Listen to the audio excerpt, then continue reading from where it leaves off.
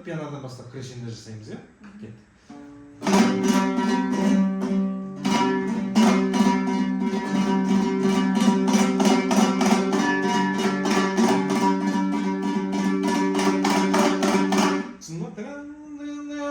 деп үрлеу керек болады. Иә? Жоқ бірінші. Деп түс. Иә.